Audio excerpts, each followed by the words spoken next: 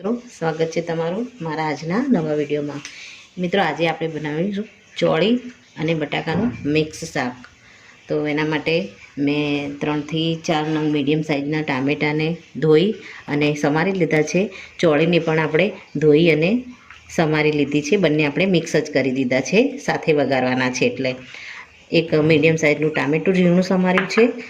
થોડી આપણે ડુંગળી એક નાની લીધી છે।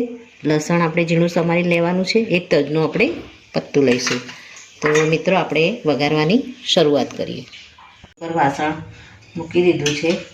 આપણું વાસણ તપે એમાં આપણે સૌ પહેલાં તો જીરું એડ કરી દઈશું। એની સાથે આપણે થોડી રાઈ નાખી દઈશું।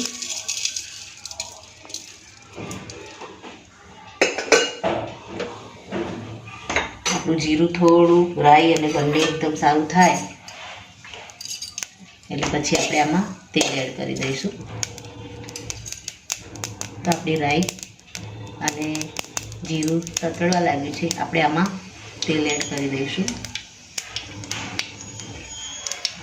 તેલને આપણે થોડું વધારે એડ કરીશું। આપણે એકદમ સરસ મસાલેદાર શાક બનાવવાનું છે। તો આપણું તેલ અને જીરું બરાબર થાય એટલે આમાં આપણે એક તજનો તેજ પત્તું એડ કરી દઈશું। ત્યારબાદ એમાં આપણે ઝીણું સમારેલું લસણ એડ કરી દઈશું।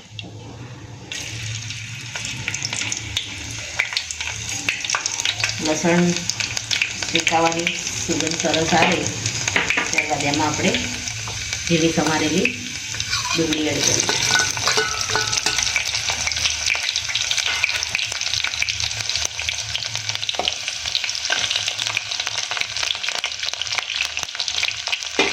હવે આપણે એમાં ટામેટું એડ કરી દઈશું ઝીણું સમારેલું।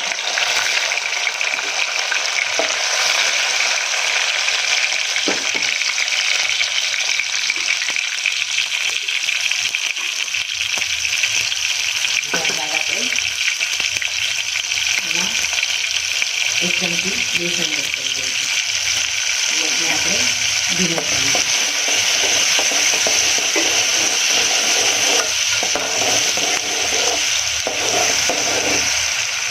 અને આપણે બરાબર થવા દઈશું। હવે એક વાટકીમાં આપણે 2 ચમચી મરચું લઈશું। એમાં આપણે 1 ચમચી ગરમ મસાલો એડ કરીશું। હળદર આપણે થોડી ચમચી એડ કરીશું અને આમાં થોડું પાણી એડ કરી અને હલાવી અને આને આમાં એડ કરી દઈશું।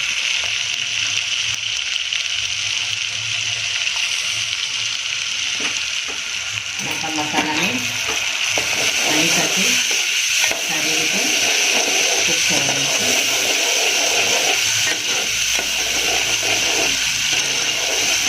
જેથી આપણે બેસન અંદર એડ કર્યું છે એટલે બેસન નીચે પહોંચવા ના લાગે એટલે આપણે પાણીની અંદર મસાલા મિક્સ કરી અને આની અંદર એડ કરવાના છે।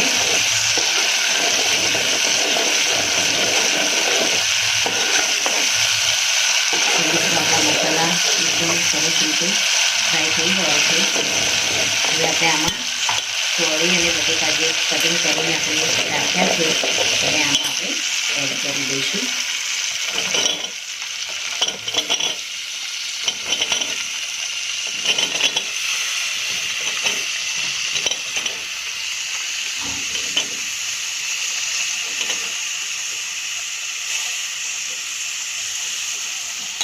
હવે આને આપણે સારી રીતે મસાલા સાથે મિક્સ કરી દઈશું।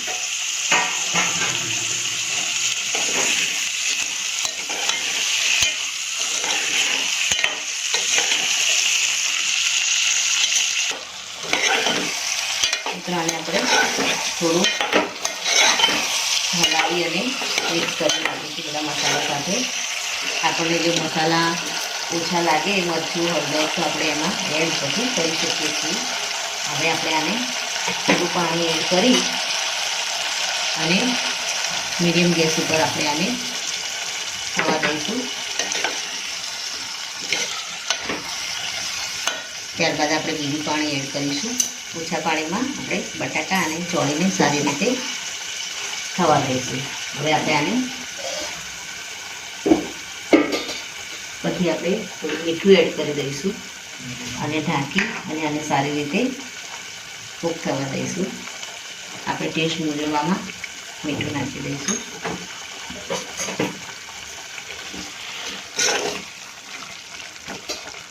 હવે આને સારી રીતે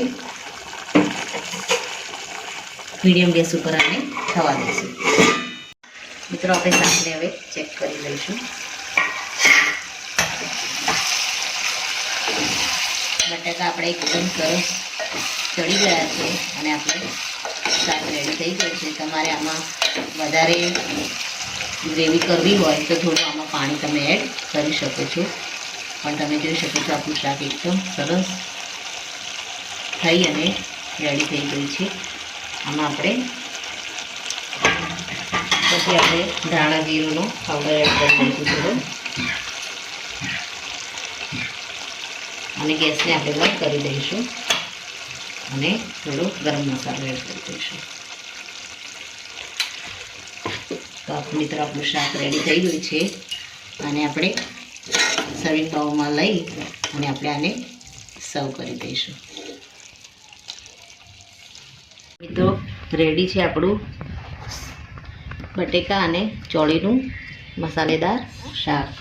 આને તમે પરોઠા કે ભાત સાથે પણ લઈ શકો છો. તો મિત્રો આ સાથે મારો આ વિડીયો અહીં પૂરો થાય છે. જો મારો આ વિડીયો તમને ગમ્યો હોય તો લાઈક કરજો, શેર કરજો અને તમારી ચેનલ દેશી સ્પૂનને સબસ્ક્રાઈબ કરવાનું ભૂલતા નહીં. અને કમેન્ટમાં જરૂરથી લખજો કે મારી આ મિક્સ ચોળી બટાકાની સબ્જીની રેસીપી તમને કેવી લાગી. ફરી મળીશું એક નવા જ વિડીયો સાથે. ત્યાં સુધી આવજો મિત્રો. Thank you.